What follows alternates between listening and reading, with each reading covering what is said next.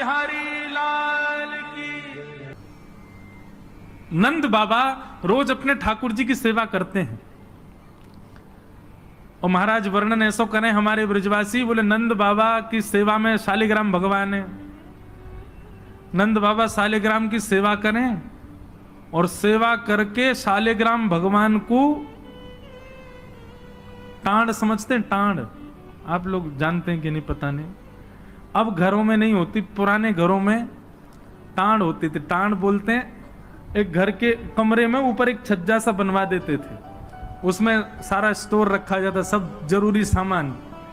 नंद बाबा क्या करते हैं, पंचामृत से अभिषेक करा करके ठाकुर जी को शुद्ध जल से अभिषेक करके इत्र उत्र लगा के तिलक फोटा चुपका के बढ़िया आरती करके और फिर शालिग्राम भगवान को टांड पे धरते हैं ऊपर। बोले क्यों? बोले कन्हैया को ये गुलाब जामुन लगे और गुलाब जामुन समझ के कन्हैया मुंह में धर ले। शालिग्राम भगवान ने कन्हैया को यूं लगे, बोले कि ये रोज रोज जय जय जो है का है, ये शालिग्राम जो है का है। हमारे पिताजी पूज्य पिताजी की कथा में सुनाते हैं, बोले एक बार नंद बाबा ठाकुर जी की सेवा कर रहे, इतने में ठाकुर जी बगल में आके बैठ गए। देखो कितनी सुंदर, ठाकुर जी की सेवा कर रहे हैं, ठाकुर जी बगल में बैठे हैं, नन्हे से गोपाल जी आके बैठ गए। अब नंद बाबा को तो बढ़िया लगो, लाला भी सेवा सीखेगो, बैठ जा लाला यहाँ पे। ठाकुर जी बैठ गए। नंद बाबा ने पहले दूध से स्नान करायो, फिर दही से स्नान करायो, फिर घी से स्नान करायो, शहद से स्नान कराओ। जैसी शहद पड़ो शालिग्राम भगवान पे, सोई ठाकुर जी के लार न करिया यहाँ थे। ओहो कितना सौभाग्यशाली है जे। मैं हूं मैया ते कहूंगा, मैया तुम को पानी ते मत नवाए कर, पानी में कुछ स्वाद ही ना होवे, शहद ते नवाए कर, नहाते नहाते खाऊ लेकर हूँ बीच में। अच्छा एक बात बताऊं, ये पंचामृत अभिषेक ठाकुर जी को प्रिय क्यों है? क्योंकि ठाकुर जी का स्नान भी हो जाता, पेट भी भर जाता, बीच बीच में जीभ निकाल के खाऊ जाए ठाकुर जी। इसलिए ठाकुर जी का पंचामृत अभिषेक होता है ये, और ये वास्तविकता है। अब जब ऊपर से सब पड़ता है, पहले दूध फिर घी दही शहद आदि सब ऊपर से पड़ता है, तो मुख पे होकर के आता है, तो जब यहाँ आवे so next so Thakur ji मुंह खोल के जीभ निकाल ले, बीच बीच में स्वाद भी लेते रहे। ये हमारे पंचामृत अभिषेक ठाकुर जी को बड़ा प्रिय है, क्योंकि ठाकुर जी को स्वाद भी आ जाए और स्नान भी आ जाए। एक पंथ दो काज। तो ठाकुर जी की तो लार न करी आई। ठाकुर जी बोले जय जय मीठो है गयो होगो, अब तो रस भरो है गयो होगो। और फिर शहद लगे को छुड़ावे के लिए एक बात हम निवेदन करें, सेवा में एक चीज करो भैया, ये सफेद चीनी मत चढ़ाया करो कभी ठाकुर जी पे। ठाकुर जी के अंग पे लग जाती होगी, उस पर भी फिर ऊपर से आप हाथ ऐसे घुमा देते हैं, शंकर जी पे हो, शालिग्राम जी पे हो, ठाकुर जी पे हो।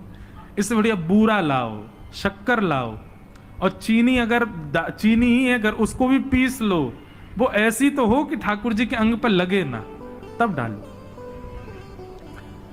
शक्कर से स्नान कराए और ठाकुर जी तो बस मुंह में पानी आ गया, बोले जय जय मीठो है गयो अब तो। नंद बाबा ने बढ़िया ठाकुर जी को श्रृंगार आदि करके और महाराज ठाकुर जी को तुलसी पदरा के चंदन वंदन लगा के, और नंद बाबा अपनी माला झोली में हाथ दे करके और जाप करने लगे। पूज्य पिताजी महाराज कहे नंद बाबा मुंह पे एक कपड़ा और डाल लें, मुख पर कपड़ा डाल के जप करने से मन एकाग्र होता है, यह भी एक साधना का एक नियम है। नंद बाबा जाप करने लगे। इतने में ठाकुर जी ने देखी बाबा तो जाप में चलोगो, अब कहां जाएगो जय जय बच के। सोई ठाकुर जी धीरे से गए और चौकी पे धरे शालिग्राम भगवान उठाए और मुंह में धर के बैठ गए, और जैसे कोई पान चूसता है ऐसे ठाकुर जी यहां से चूस रहे हैं मुंह में धर के शालिग्राम जी को, और बैठ गए नंद बाबा के बगल में ही आंख बंद करके। इनको ध्यान चल लो है, बोले अभी जय जय बाहर बाहर ते चूस रहा हूं, नेक देर में अंदर की मिठास आवेगी, शहद भीतर तक चलोगो, निकर नहीं रहो, और जोर जोर से चूस रहे हैं। इतने में बाबा की माला पूरी है। जैसे ही बाबा की माला पूरी भई, बाबा ने नेत्रन से लगा के माला और अपनो कपड़ा हटायो। जय हो मेरे साले जय जय कहां चले गए? अब तो ढूंढे, पुष्प पुष्प उठा के सब देखी, ठाकुर जी है ही ना वहां पे। अरे यशोदा, ठाकुर जी कहां चले गए? बगल में छोटे भगत जी बैठे हैं, वो बिल्कुल महाराज ध्यान करके बैठे हैं, या तरफ शालिग्राम जी दबा रखे हैं। लाला, जी कहा है तेरे मुंह में? बोले कहा है, जल्दी दिखा। नंद बाबा ने एक गुलचा बना करके जैसे ही मुंह में दियो, महाराज सोई शालिग्राम जी बाहर आ गए। नंद बाबा तो लिए उनको सिर से लगा में, रोते रोते गए, अरे यशोदा देख आज कहा भयो? बोले कहा भयो? बोले तेरो लाला उद्यमी है, हमारो लाला उद्यमी है, ये बात तो मैं स्वीकार कर चुका हूं, लेकिन इतना बड़ा उद्यमी। यशोदा मैया बोली भयो का? बोले भैया जे मक्खन खा जाए, घी खा जाए, मिश्री खा जाए, दूसरे इनके घर में जा जाके खाया हुए, लेकिन आज तो यानी भगवान ही खा लिए, जय जय खा गो, हमारे शालिग्राम भगवान को खा गए हो। यशोदा मैया बोली वो तुमने शहद से स्नान कराए तो बाय लगी होगी, मीठो है गो, जय जया खा जाओ। ठाकुर जी दूर खड़े हैं। वाद दिन से नंद बाबा को नियम है स्नान ध्यान करके ठाकुर जी को टांड पे धर के जाएं कि लाला के हाथ नहीं पड़ जाए कहीं, नहीं तो जय जय खा जाएगा। ऐसी ठाकुर जी की मधुर लीला, इतनी भाव में लीला ठाकुर जी की चल रही है कि सब रीझ जाते हैं। ठाकुर जी ने चोरी का मन बनाया, क्यों? बंधुओं, भगवान के काल में कंस राजा ने ब्रजवासियों के ऊपर कर लगाया था, टैक्स। और क्या टैक्स था कि आप सब लोग अपने घर में गैयाओं को पालो, सारा खर्चा स्वयं करो, और जितना दूध घी दही होगा उसका 70-80% सब मथुरा जाकर के कर के रूप में जमा करना पड़ेगा।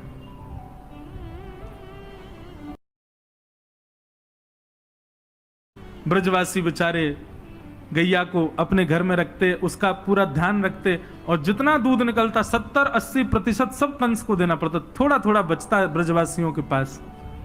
लेकिन नंद बाबा ब्रज के राजा थे, इसलिए उनको छूट थी। वो 9 लाख गैयाओं के मालिक थे, उनके यहां इतना कर नहीं था। एक दिन ठाकुर जी सब ग्वाल बालों के संग खेल रहे थे, खेल खेल में ग्वाल बाल ने गिर गए तो रोने लगे। ठाकुर जी बोले अरे तुम दूध घी दही खावे वारे, ऐसे कब गिर जाओ? ठाकुर सब बोले लाला तू खावे दूध घी दही, हमें तो खावे कोई ना मिले, हफ्ता में एक बार मिले बस। क्यों? बोले सब कंस के यहां जमा करवाना पड़े। तब ठाकुर जी ने मन बनाया कि भैया ये दूध घी दही हमारो धन है, और ये साक्षात अमृत है, ये राक्षस के पास नहीं जाना चाहिए। सबने कही लाला कौन मारेगो, तेरी बात है कोई ना मानेगो, नेक्स्ट से तू 3.5 बरस को तेरी बातन को कौन मानेगो? ठाकुर जी बोले बड़े है कि तो सबन को माननी पड़ेगी, लेकिन अभी से मुंह को रोक तो करनी पड़ेगी, तो क्या करें? तो बोले अभी बाल अवस्था है, राजी राजी नहीं मानते तो चोरी करके मानेंगे। सबके घरन से जब हम गौरस चोरी कर लेंगे तो फिर कंस को कहा देना पड़ेगा, कछु भी नहीं। कंस तो कह देंगे भैया चोरी है रही है हमारे यहाँ, चोर को ढूंढो, और चोर हमको ढूंढ ही ना पावेगो, कंस हमको ढूंढ ही ना पावेगो, तो हम चोरी करेंगे। सब ग्वाल बालन को ठाकुर जी ने सिखा पढ़ा दिया, और ठाकुर जी ने चोरी करना प्रारंभ किया। सबसे पहले ठाकुर जी ने चोरी अपने घर में करी। यशोदा मैया ने वहां ठाकुर जी पकड़ लिए, तो ठाकुर जी बोले अपने घर में तो मिशन फेल भयो, अब गोपीन के घर में जानो शुरू करो। ठाकुर जी ने अपनी रजिस्टर्ड एक संस्था बना ली, बाल गोपाल चौर प्रचार प्रसार मंडल, और उसके अधिपति उसके प्रेसिडेंट बने 3.5 वर्षीय श्री कृष्ण। जैसे ही कोई बालक ब्रजमंडल में जन्म लेता है, तो जैसे बालक जन्म लेता है तो रिश्तेदार नातेदार आते हैं, उसके बाद फिर आशीष देने वाली एक प्रजाति के लोग भी आते हैं, सब घरों में आते हैं। और जब सब चले जाते हैं तब बाल गोपाल चौर प्रचार प्रसार मंडल आता है, और वो मंडल आकर के साथ में गौरज लेकर के आते हैं ठाकुर जी, गौ के खुर की रज, और उस रज से उस बालक का तिलक कर देते हैं। तिलक कब करें? बोले 3 साल और इंतजार है, फिर ये हमारी मंडली में जे भी आ जाएगा, जे भी हमारी तरह चोर बनेगा। उसका जन्म लेते ही उसका रजिस्ट्रेशन कर जाते हैं ठाकुर जी। बड़ी अद्भुत लीला है ब्रज की। ऐसा ऊधम ऐसा उत्पात पूरे गोकुल में महाराज नाक में दम है गयो। सब गोपी परेशान है गई, सास ननद डांट रही हैं, पति डांट रहे हैं, अरे कंस काउदना हमारे यहां सैनिक भेज के मरवा देगो, हमारे यहां से इतने दिन से मक्खन नहीं गए हो है। गोपियां सब चिंतित भी होती हैं, लेकिन सबको अच्छा भी लगता है, कन्हैया आके चोरी करते हैं। तभी उन गोपियों में एक गोपी थी, उसका नाम था प्रभावती। प्रभावती गोपी एक दिन सब गोपियों से बैठ करके चर्चा, सब गोपियां कह रही थी मेरे घर की तो ऐसे कर गो, मेरे यहां तो ऐसी मटकी फोड़ गयो, मेरे यहां ऐसा माखन चुरा गयो। प्रभावती व्यंग में हंसने लगी, हंस करके बोली आज तक मेरे यहां दृष्टि भी नहीं डाली उस कन्हैया ने। अरे तेरो घर कैसे बच गयो? बोले अरे कन्हैया को अपने प्राण प्यारे होंगे तो मेरे घर के आसपास भी नहीं आवेगो, जाने ना है मेरो नाम प्रभावती है। अब ये बात गोपी कह रही थी सब सखियों से, इतने में ही वहीं एक बालक था, वो ठाकुर जी का मित्र था। वो ठाकुर जी के पास दौड़ा दौड़ गया, वो लाला एक गोपी है प्रभावती वाने यूं कहिए, लाला को अपने प्राण प्यारे होंगे तो आवेगो मेरे यहां चोरी करवे, मेरे यहां आ ही ना सके, प्राण प्यारे यही मारे ना आवे। ठाकुर जी बोले हमको चुनौती दे रही है? बोले हम बे लाला तू को चुनौती दे रही है। बोले अगलो धावो यही के घर मारनो है। सबसे पहले तो ठाकुर जी ने प्रभावती के देवर को अपना सखा बनाया। देवर कितना बड़ा, वो भी छोटा सा ही था। ठाकुर जी ने उसको अपना सखा बनाया। सखा बना करके उसको बेला फुसला करके बढ़िया उसको बढ़िया मक्खन वक्खन खवा के अपने पक्ष में कर लिया। ठाकुर जी बोले ए सुन, तेरी भाभी प्रभावती एक दिन चुनौती दे रही कि कन्हैया मेरे यहां चोरी करके दिखाए। प्रभावती का देवर बोलो लाला बता कहा करना? बोले जा देना तेरी भाभी बढ़िया वारो मक्खन निकारे, बस तू संकेत कर दियो, और जब वो जमुना जल भरवे जावे घर में कोई नहीं हो वही समय हमारा आक्रमण होगो। ठीक है। प्रभावती ने एक दिन बढ़िया मक्खन निकारो और महाराज मक्खन निकाल करके छींके पर टांगो, और वो बालक ने देख लिया, दौड़ करके ठाकुर जी के पास बोले आज भाभी ने मक्खन निकालो, आज ही चलो लाला। बोले हाँ आज चलेंगे। प्रभावती यमुना जल भरने के लिए गई। ठाकुर जी उसके यहां प्रवेश कर गए, और प्रवेश करके महाराज चार के ऊपर तीन के ऊपर दो के सबसे ऊपर ठाकुर जी, और ठाकुर जी लेकर के बढ़िया मक्खन खाने लगे। मक्खन दूसरे इनको पवान लगे कि मरकान भोक्षण विभजति सचेन नात्रिभांडम भिनत्ति। स्वयं पाते हैं, ग्वाल बालों को पवाते हैं, और जब सब पा लेते हैं तो फिर मरकान भोक्षण संग में बंदर और चलते हैं उनको भी पवाते हैं।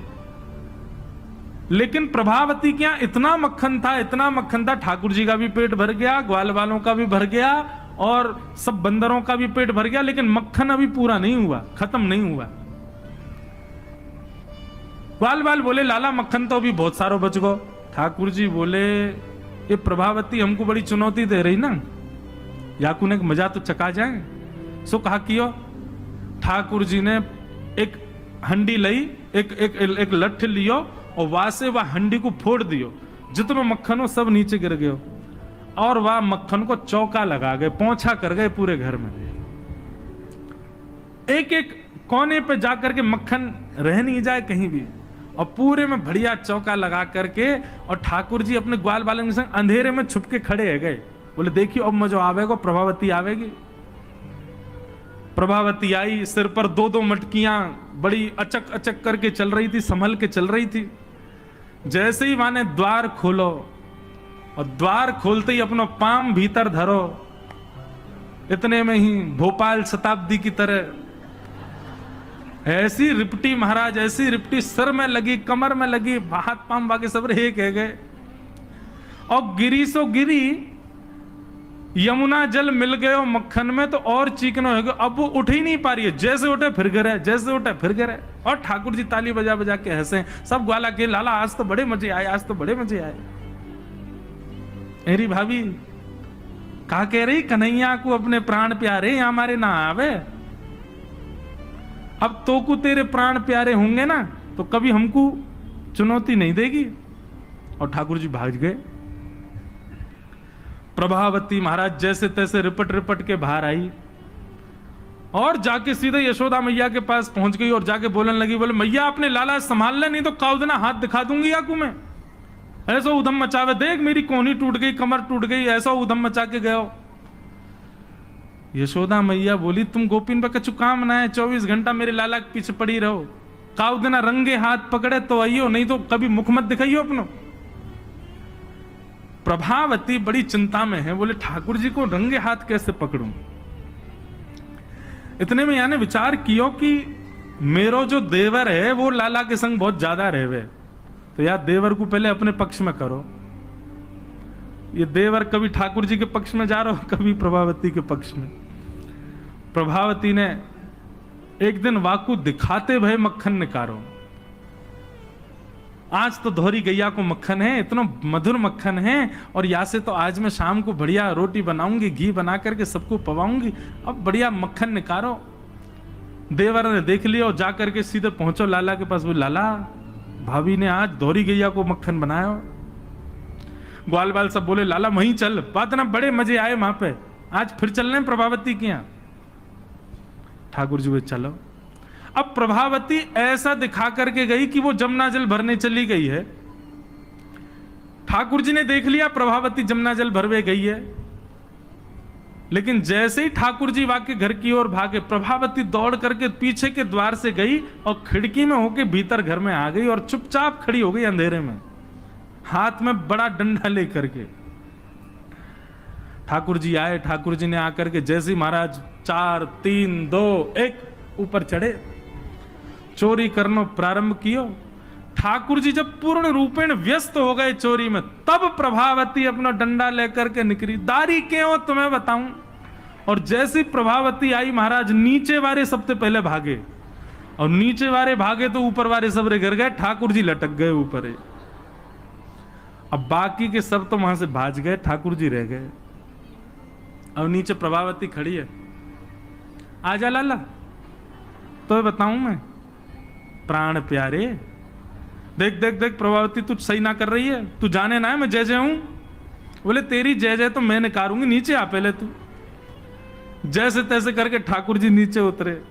प्रभावती बोले तुम तो को मुंह पे दया ना आवे, मैं कितनो सीधो साधो भोरोसो प्यारोसो, देख मैं तू वचन दूं आज के बाद नहीं आऊंगा तेरे घर, तू अब कछु मत करे, तू मुंह को मारे मत। बोले ना ना मारूंगी ना लाला, इतना कोमल सो मेरो लाला, वाकू कैसे मार सकूं मैं। ठाकुर जी बोले हाँ जी तो मैं मारी हूं मत। बोले मारूंगी ना तो को पकड़ के यशोदा को दे के आऊंगी आज मैं, वो बतावेगी तो। बोले या तो बढ़िया तो तू मार ले मोह, लेकिन यशोदा मैया के पास मत ले जा, ऐसा मत करे। बोले ना आज तो तू यशोदा ही बतावेगी तो। और ठाकुर जी को हाथ पकड़ करके महाराज प्रभावती पूरे गोकुल में हल्ला करती हुई जा रही है, और घूंघट करके, घूंघट पकड़ रखो एक हाथ से, दूसरे हाथ से ठाकुर जी पकड़ रखे, और सबरे गोकुल में हल्ला। देख लो रे सबरे गोकुल वासियों, जे नंद जी को लाला, यशोदा मैया को छोरा, ये घर घर जाके चोरी करे। यशोदा मैया कह रही रंगे हाथ पकड़ो तो बताइयो, आज पकड़ लियो या को ठिकाने लगाऊंगी मैं। ठाकुर जी बोले ये तो भैया बड़ी निंदा है रही हमारी।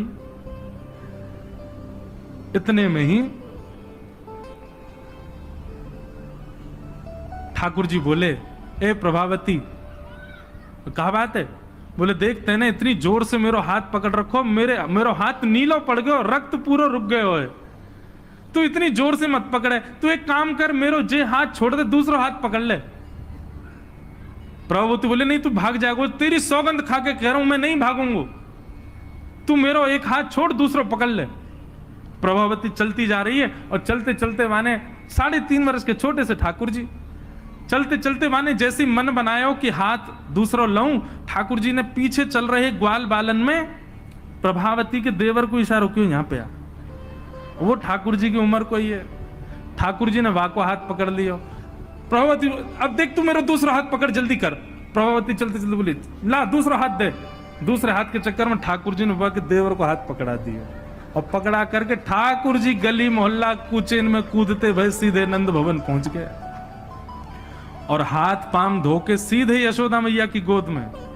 मैया इस सबरी गोपी मेरे पीछे काहे को पड़ी रहे, अरे मेरो लाला बड़ो मलूक है, हमारे पीछे पड़ी रहे। मैया रोज कोई गोपी आ जाए, मुंह को तो लगे आज भी कोई गोपी आवेगी तो उसे शिकायत करवे। मैया बोली आन देदारी के मैं बताऊंगी। हाँ मैया तू मुंह को अपने दूध पे बांधे। और ठाकुर जी तो इतने लाड़ प्यार में आ गए, मैया गोद में बैठ के दूध पीने लगे। इतने में ही प्रभावती आई, देख यशोदा मैया तू कह रही कि अपने लाला को रंगे हाथ पकड़ के लाई, आज देख तेरा लाला पकड़ के लाई हूं मैं। ठाकुर जी बोले देख ले मैया, मैं तो कह रहा हूं ना कोई गोपी आ रही होगी, आ गई। मैया तू एक काम कर दे। बोले कहा, मैं तू और बाबा हम तीनों कहीं और ही चले जाएं, ये गोपी हमको जीन ना दे रही है। इनको यूं लगे कि तेरो लाला इतना सुंदर काईकू है, ये चिढ़ के मारे आ जाए रोज। मैया बोली लाला तू पीछे खड़ो रहे यार, गोपी है तो मैं देख के आऊं। मैया नीचे गई, कहा बात है क्यों चिल्ला रही है घूंघट में, देख तेरो लाला आज रंगे हाथ पकड़ो। मैंने तो याकू कुछ नहीं कही है, लेकिन तेरे हवाले छोड़ के जा रही हूं। मैया यार सबक सिखाइयो आज। मैया बोली कौन है? बोले तेरो लाला। बोले देख तो सही कौन है। प्रभावती ने घूंघट उठा के देखो तो वही के देवर को हाथ। प्रभावती बंदर तू कहां से आया, भाज गयो। अब तो यशोदा मैया ने खूब सुनाई। बोले नहीं नहीं मैया मैंने तुम्हारे लाला ही पकड़ो। बोले तू झूठ बोले, मेरो लाला तो अभी दूध पी रहा मेरी गोदी में बैठ के। कन्हैया इतने में ठाकुर जी आए भी तो, हाँ मैया कहा कर रहे हो तू? मैया मैं तो तेरी गोद में बैठो दूध पी रहा। मैया ये सबरी गोपी मेरे पीछे पड़ी रही, मैं कहा बताऊं इन लोगन की तो ऐसी आदत है गई है, और ये प्रभावती तो सबसे ज्यादा। मैया ने खूब डांटी। प्रभावती बोले ये हुआ कैसे? प्रभावती बोले अच्छा मैया क्षमा कर दो मैं जाऊं। प्रभावती चली गई। ठाकुर जी बोले मैया मैं 2 मिनट में आऊं, अभी नहीं सखांत में ले आऊं। जैसे ही प्रभावती ने दूर पहुंचे सो ठाकुर जी आए आगे से, और प्रभावती के आगे आगे खड़े है गए। कहो जी कैसी रही आज? प्रभावती बोली तेने ही कियो कैसे? बोले मैंने कैसे कियो वो मत पूछे, लेकिन मैं तू को चुनौती देवे आया हूं। आज तेने मेरो हाथ पकड़ो तो मैंने अपनो हाथ देवर में बदल दियो। कल को अगर तेने मुझे पकड़ो तो तेरो हाथ मेरो हाथ खसम में बदल जाएगा, देवर से तेरे पति को हाथ आ जाएगा हाथ में। तू जाने ना नंद जी को लाला हूं मैं। प्रभावती इतनी लज्जा की हो गई कि फिर वो कितने दिन तक बाहर नहीं आई अपने कक्ष से, भवन से। वर्णन आता है ठाकुर जी एक दिन उसके यहां पहुंचे और पहुंच करके उसकी गोद में बैठ करके खूब स्नेह किया, और स्नेह करते तब भी नहीं मानी, खूब नाराज हो गई ठाकुर जी से, मुंह फेर करके बैठ गई। ठाकुर जी बोले एक बार मेरी ओर देख ले। प्रभावती बोली नहीं देखूंगी। बोले बस एक बार देख ले, फिर जीवन भर मत देखियो। जैसी प्रभावती ने ठाकुर जी की ओर देखा, शंख चक्र गदा पद्म धारण करके चतुर्भुज रूप में ठाकुर जी ने उसको दर्शन दिए। बोलो भक्त वत्सल भगवान की। ऐसी ठाकुर जी की मधुर लीला वृंदावन में चल रही है। ऐसी अनेक लीलाएं हैं व्रज की, उनको ठाकुर जी संपादित कर रहे हैं। एक दिन मैया ने ठाकुर जी को ऊखल से बांध दिया। ऊखल से बांध करके मैया चली गई। ठाकुर जी ने ऊखल में बंधे भये ही वृक्षन के बीच से निकले, स्पर्श करती दोनों वृक्ष टूट गए। कुबेर के पुत्र नलकूवर मणिग्रीव प्रकट हो गए। दोनों ने भगवान की स्तुति गाई। ठाकुर जी ने दोनों को क्षमा किया। और ये बात